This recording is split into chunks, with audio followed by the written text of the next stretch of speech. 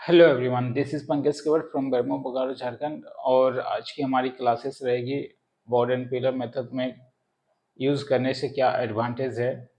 आप ऐसे बोल सकते हैं कि advantage of board and pillar method. तो चलिए देखते हैं advantage of board and pillar method. In the case अगर आपको एग्जाम में क्वेश्चन पूछा जाए कि डिस्क्राइब सम एडवांटेज या describe advantage of board and pillar method, तो बाकायदा जिस तरह का मैंने पॉइंट दर्शाया है वैसे आप आंसर कर सकते हैं। तो मैंने ऑलरेडी लेआउट क्लासेस में बताया था कि अगर इन द केस अगर आप अंडरग्राउंड माइंस चलाते हैं board and pillar method with with stowing method, तो इसमें क्या होता है कि आपका जो ये सरफेस मान लेते हैं, ये सरफेस यानी कि इसमें क्या होता है कि सबसे बड़ा एडवांटेज क्या होता है कि जो भी सरफेस स्ट्रक्चर है, जैसे बिल्डिंग्स हो गई या फिर किसी की रेसिडेंसी हो गई या फिर इतना मान लेते हैं जंगल या फिर फॉरेस्ट लाइफ या एनिमल्स जो भी है, ये सब हमें कोई दिक्कत या इसमें कुछ नुकसान नहीं होता है। तो ये सबसे मेजर एडवांटेज है कि आप बोर्ड एंड पिलर मेथड में सबसे मुख्य एडवांटेज ये हो गया कि इंफ्रास्ट्रक्चर हमारा बना रहता है, कोई इशू नहीं होती है इन द केस इसके ऊपर यानी सरफेस स्ट्रक्चर में रेलवे की लाइंस हो या फिर कोई बिल्डिंग्स हो या फिर किसी प्रकार का यूजेबल थिंग्स हो, तो वो हमारा सेफ जोन में रहता है, मतलब सेफ कंडीशन में रहता है। ये एक एडवांटेज हो गई। फिर दूसरी एडवांटेज कि अगर बोर्ड एंड पिलर हम लोग मेथड्स को यूज़ करते हैं तो जो कोयले का फॉर्मेशन होता है वो इनिशियली स्टेज से ही फॉर्मेशन हो जाता है कॉलेज का। कॉलेज बोल रहा हूँ मैं, कोयल का फॉर्मेशन इनिशियली स्टेज में कैसे हो जाता है ये देखिए। ये अगर सरफेस स्ट्रक्चर है और विद इन 20 मीटर्स या फिर 50 मीटर्स के डीप में आपका कोयल का फॉर्मेशन हो गया, तो आप इनिशियली स्टेज यानी कि सपोज दैट ये माउथ बना रहे हैं, आप माउथ इंक्लाइन बना रहे हैं, इंक्लाइन से आप जो board and pillar method use कर रहे हैं, तो इनिशियली स्टेज में तो आपका गैलरी फॉर्मेशन या पिलर फॉर्मेशन में ही तो कोयले की एक्सट्रैक्शन करते हैं ना, ये तो हमारा कोयला है ना। तो यहाँ इनिशियली स्टेज में ही हमारा कोयले का प्रोडक्शन स्टार्ट हो जाता है। तो ये सबसे बेस्ट प्लस पॉइंट भी देखने को मिलेगा आपको। एंड यही यही केस आपका अगर ओपन कास्ट है तो 50 मीटर तक आपको ओबी हटाना होगा। हो सकता है इसमें 5 मंथ लगे या 1 ईयर लगे, हार्ड रहा तो और भी ज़्यादा मंथ लग सकता है। ऊपर से ब्लास्टिंग मशीनरीज, टिप्पर, वर्कर्स, बहुत ज़्यादा कॉस्टली आ जाएगा ये सब करने में। तो सिंपल सा आप शाफ्ट लगा दीजिए या इंक्लाइन बना दीजिए और डेवलपमेंट स्टेज से ही आप कोयले का फॉर्मेशन कर सकते हैं। तो ये जो सेकेंड पॉइंट लिखा है, production started during development stage, okay, and naturally during depillaring. Layout में मैंने बताया था डेवलपमेंट और डिप्लरिंग, तो प्रोडक्शन स्टार्ट हमारा डेवलपमेंट में होगा और जिस वक्त हमें डिप्लरिंग करना हो वो नेचुरली, तो ऑटोमेटिक ये तो पिलर की कटाई करेंगे तो प्रोडक्शन मेरा कंटिन्यू रहेगा। ओके, पहला पहला पॉइंट था roadway are supported by solid pillar. जो रोडवे होती है, मतलब जो पाथ गैलरी होती है, वो सपोर्ट नेचुरल सपोर्ट रहती है बाय पिलर से। ओके, उसके बाद hence their maintenance cost is less. और जो सपोर्ट रहता है वो तो पिलर से सपोर्ट रहता है, पिलर बनाते जाते हैं उसमें लोड आती है, तो जो मेंटेनेंस कॉस्ट आएगा हमारा सपोर्ट का वो थोड़ी बहुत कम आएगी। ठीक है, इसके बाद important surface features can be protected by this method with the stowing method। वही मैंने बताया था, इनिशियली प्रोडक्शन स्टार्ट हो जाती है एज वेल एज डिप्लेरिंग मेथड में भी होती है। एंड एक minute, important surface feature can be protected by this method। Important surface feature,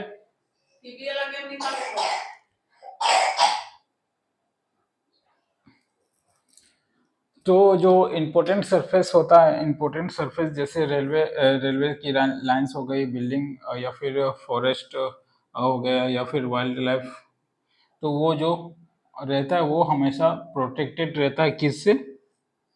bye स्टोविंग method से। कौन मेथड से प्रोटेक्टेड रहता है? स्टोविंग, यानी कि जब हम डिपलरिंग में आते हैं तो कोयले को निकासी करते हुए गोप जो होते हैं, गोप में हम लोग स्टोविंग यानी कि बालू और पानी से उससे मिक्सचर बना के भर देते हैं। ऐसे गोप नहीं छोड़ते हैं, या फिर धंसने के लिए नहीं छोड़ा जाता है, क्योंकि ऊपर में इम्पोर्टेंट स्ट्रक्चर रहती है। तो ये चीज़ आप प्लस पॉइंट हो सकता है हमारे लिए। ओके, इसके बाद this method can be also applied even for zoological disturbance. मैंने बताया था इससे पहले वाले वीडियो में कि जूलॉजिकल डिस्टर्बेंस से कैसे आप बच सकते हैं बोर्ड एंड पिलर मेथड में, तो ये भी एक तरह से एडवांटेज है। तो this method can be also applied even for a zoological disturbance SIM because development stage deals above the geological imbalance the mines management to be according. Okay, the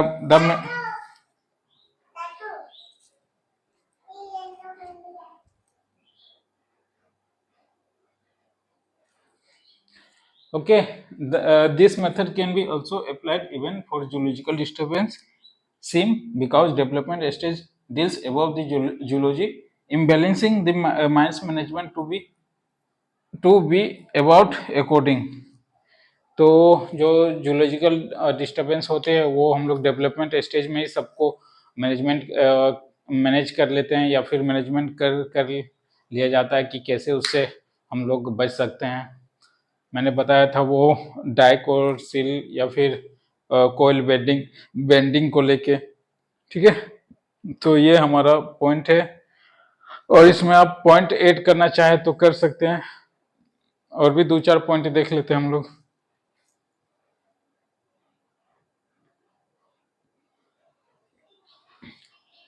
तो ये जो हमारा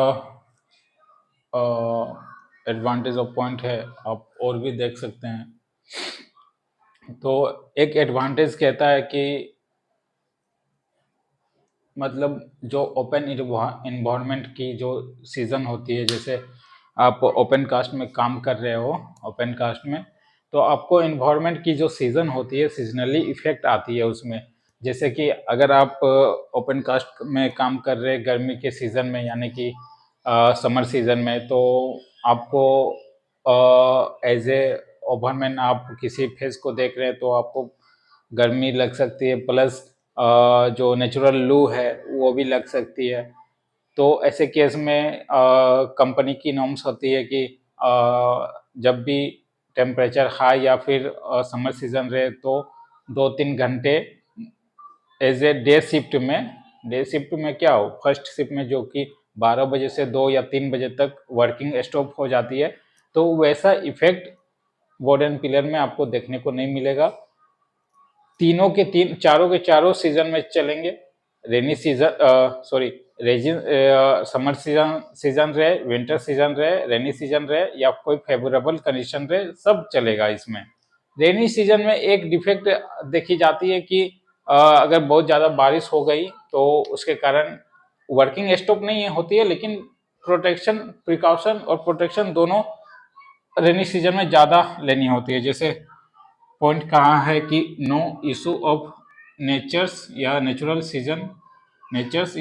सीजन एक्सेप्ट, सिवाय छोड़ के किसका, occurrence of water bodies in rainy season. Rainy season में क्या होता है ना कि बारिश ज़्यादा होने लगती है, तो माइंस में भी पानी आने लगती है, जिसके वजह से हमारा पिलर तक पानी पहुंच जाता है, वाटर आ जाता पिलर तक। तो ऐसे में क्या होता है कि आप या तो डी वाटरिंग करो, पंप लगा के डी वाटरिंग करो, या फिर पानी की स्तर जो होती है वो कम होने का इंतजार करो। मैं भी अगर यहाँ पानी है, डीप डीप में पानी है, तो आप कहीं दूसरी फेस में भी काम कर सकते हैं, बट ये वर्किंग हमेशा कंटिन्यू रहती है, कोई इफेक्ट नहीं रहती है। ठंडे के सीजन में भी आप देखे होंगे कि वर्कर्स जो होते हैं वो थोड़ी बहुत आलसी दिखाते हैं। जहाँ एक घंटे लगते हैं वहाँ 2 घंटे लगा देते हैं, तो ये अंडरग्राउंड के केस में आपको देखने को नहीं मिलेगा। और बरसात के कंडीशन में तो जब भी ओपन कास्ट अगर वर्किंग होता है तो पूरी माइंस यानी कि एज ए डीप हो जाती है, तो पानी ऑटोमेटिकली सरफेस का पानी आके नीचे पूरी माइंस भर जाती है, और उसको सुखाने में लगभग डी वाटरिंग करने में हमें लगभग 2-3 महीने लग जाते हैं, और हार्डली 3 से 4 सम्प या मोटर भी लगाना होता है। तो ये अंडरग्राउंड के कंडीशन में उतनी मेहनत नहीं करनी होती है, बट कंटिन्यू चलती है। ये भी एक प्रकार का एडवांटेज है। उसके बाद जो एडवांटेज है, आप एक एडवांटेज ये भी देख सकते हैं कि अगर ओपन कास्ट में आप काम करते हैं, वर्किंग करते हैं, तो जितने भी ड्राइवर या ऑपरेटर होते हैं, टिपर ऑपरेटर, डंपर ऑपरेटर, तो आप जितने तो आपको सबको लाइनअप करना होता है। वो लाइनअप इस कदर करना होता है कि अगर हमारे माइंस में 4 या 5 मशीन एज ए फेस में वर्किंग कर रहे हैं, तो सबको लाइनअप करने के लिए हमें डायरेक्शन देना होता है कि आप 5 टिपर इस फेस में जाइए, 10 टिपर इस फेस में जाइए, या 2-4 टिपर किसी और फेस में जाइए। तो इस तरह का लाइनअप कंटिन्यू इसमें नहीं करना होता। एक बार बता देने से कंटिन्यू जो वर्किंग चल रही है उस वही नॉर्मली चलते आती है। फिर वर्कर ऑपरेटर और आपको मशीन ऑपरेटर को भी चेंजेस करना होता है। इन द केस कोई एब्सेंट रह जाए तो आपको मशीन के लिए थोड़ा चलाने में या फिर किसी अदर स्टाफ को खोजने में प्रॉब्लम्स हो सकती है, but in the underground condition में अब कोई बंदा अगर एब्सेंट भी करता है तो उतनी दिक्कत नहीं आती है जितनी कि ओपन कास्ट में आती है। दिक्कत में जैसे आप अगर बोल सकते हैं कि ओपन कास्ट में 4 मशीन चल रही है, आपके पास ऑपरेटर है ओनली 3, तो एक मशीन चलाने के लिए आप ऑपरेटर कहाँ से लाएंगे? अगले वाली शिफ्ट से, या जो पिछले वाली शिफ्ट में वर्किंग है या स्पेयर में है, तो आपको वहाँ से ढूंढ के लाना होगा, मशीन को चलवाना होगा। ओके, बट इस कंडीशन में यहाँ हमारे पास 2 ही मशीन, 3 मशीन या 4 मशीन, जितनी भी मशीन चलती है, तो ऐसे केस में हमारे पास स्पेयर में तो ऑपरेटर रहता ही है, प्लस अगर ऑपरेटर ना रहे तो 3 फेस या 2 फेस चले उससे मैटर नहीं करता, प्रोडक्शन आपकी कंटिन्यू रहेगी। एज ए माइंस एक फेस ही बंद हो पाएगा तो ज़्यादा दिक्कत नहीं होती है, बट ओपन कास्ट में अगर एक फेस बंद हो गया तो एक फेस वर्किंग बंद होने के कारण में आपका 5 टिपर ऑपरेटर बैठ जाएगा, 5 टिपर काम नहीं करेगा। ऊपर से ओवरमैन भी वहाँ का आपको दूसरी जगह डिप्यूट करना होता है, जितना भी वहाँ का वर्कर स्टाफ या कम्पिटेंट पर्सन है सबको दूसरी जगह डिप्यूट करना होता है, बट अंडरग्राउंड के कंडीशन में इतनी प्रॉब्लम नहीं आती है। तो ये सब सारे पॉइंट्स हैं, आप नोट डाउन कर लीजिए। तो चलिए देखते हैं एक एक पॉइंट्स। तो कहता है पहला, no issue of natural season, कोई इफेक्ट नहीं, प्राकृतिक की जो नेचर्स ऋतु होती है वो उसकी कोई इफेक्टनेस नहीं आती है, except occurrence of water bodies in rainy season, सिवाय बरसात के मौसम में। ओके, उसके बाद also work for moderate depth seam. हाँ, ये डिप्थ सिम के लिए वो एक बहुत बड़ा एडवांटेज के रूप में हम लोग देख सकते हैं। अगर यहाँ 400 मीटर हमारे पास या 450 मीटर डिप्थ सिम है, तो ओपन कास्ट में इतना वो भी हटाते हटाते 450 मीटर तक हालत खराब हो जाएगी भाई।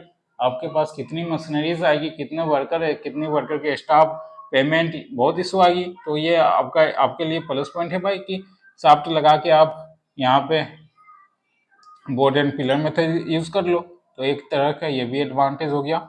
Effect of absenteeism is not too much, open cast के अकॉर्डिंग यहाँ अगर कोई बंदा या वर्कर्स एब्सेंट करता है तो उतनी इफेक्टिवनेस नहीं आती है जितनी कि ओपन कास्ट में आती है।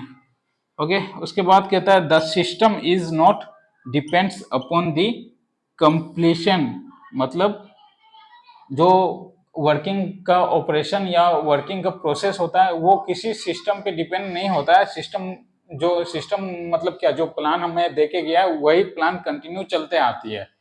ये कोई अलग से या मिनट मिनट में प्लान चेंज नहीं होती है कि आपको ऐसे करना है, यहाँ फेस करना, होल रोड मेंटेन करना, ब्लास्टिंग फेस बनाना है, या फिर ड्रिल फेस करना है, या फिर डोजर का यूज करना है। उस तरह के यहाँ पे मिनट मिनट में प्लानिंग या फिर सुपरविजन उतनी नहीं दी जाती है। कब? जब एंड ऑफ प्रोजेक्ट में, क्योंकि ये ऑलरेडी प्लान मिल चुका होता है कि आपको ये पिलर तो काटना है, जिस तरह आधी पिलर कट चुकी है तो उस वहीं से आपको पुनः फिर से वर्किंग स्टार्ट कर देना है। तो यही जो कंप्लीशन होता है, मतलब एंड ऑफ शिफ्ट आप इसको बोल सकते हैं। जब काम कंप्लीट हो जाने के बाद, कंप्लीट का ही ये फॉर्म वर्ब फॉर्म है। कंप्लीट से ही कंप्लीटेशन बना है, जिसमें कि हम ब्रैकेट में लिख दिए वर्क एंड करने के बाद of a specific operation by the end of the shift and save operation are continue. वही चीज कहता है the system is not depends upon the completion of a specific operation by the end of shift and save operation are continue work. Okay, वही हो जाता है कि जो भी प्लान हमें मिलती है, एक ही प्लान को बहुत लॉन्ग लास्टिंग तक करना होता है, मिनट मिनट में यहाँ प्लान नहीं चेंज होता है। तो अगर कोई बंदा आधा आधा पिलर काट के गया है, सपोज दैट ये पिलर है, तो पहला शिफ्ट ये स्टोविंग करके गया है, मतलब लेबलिंग, मान लीजिए ये स्प्लिट गैलरी चला के गया है पिलर को, तो आप स्प्लिट गैलरी के बाद ऑब्वियसली जानते हैं कि हम लोग ये करते हैं, मतलब पिलर को 4 भाग में बांटते हैं। तो आप वही स्टेज में आएंगे, स्प्लिटिंग के बाद आप इसको 4 भागों में बांटेंगे, फिर आप हाफ मोन एक्सटेंशन ऑफ पिलर का जो मेथड होता है वो लगा के इसको यूज करेंगे। आपके जहाँ तक हो जाता है, फिर उसके बाद वाली शिफ्ट कंटिन्यू फेज देख के आप ऑटोमेटिक समझ जाएगा कि आगे का प्रोसेस क्या करना है। तो इस तरह का जो वर्किंग रहती है वो कंटिन्यू होती है। बार बार मैनेजर या कोई प्रोजेक्ट ऑफिसर डायरेक्शन देने के लिए नहीं आएंगे, बट ओपन कास्ट में आपको बेंच बनाते हुए प्लस होल रोड देखते हुए, फिर ड्रिल मशीन्स, फिर ड्रिल फेस और बहुत सारे ऑब्जेक्टिव आ जाते हैं कि आपको वहाँ पे डायरेक्शन लेने के लिए अपने सुपीरियर से पूछना ही पड़ता है। ओके,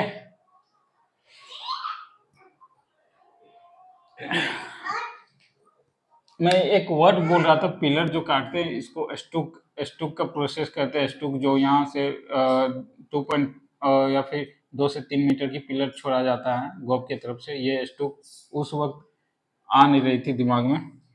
ठीक है, तो इस तरह का आप एडवांटेज देख सकते हैं, और लगभग इतना पॉइंट देना काफ़ी है। और अगर आप कहीं से मटेरियल से या सारी बुक से अगर एडवांटेज मिलता है तो आप भी नोट डाउन कर सकते हैं।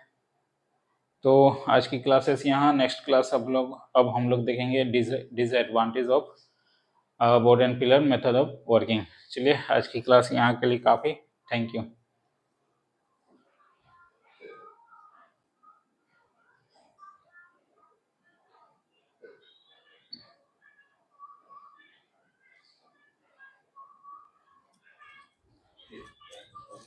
बात दिया कौन बात दिया? क्या बोल रहा है सी?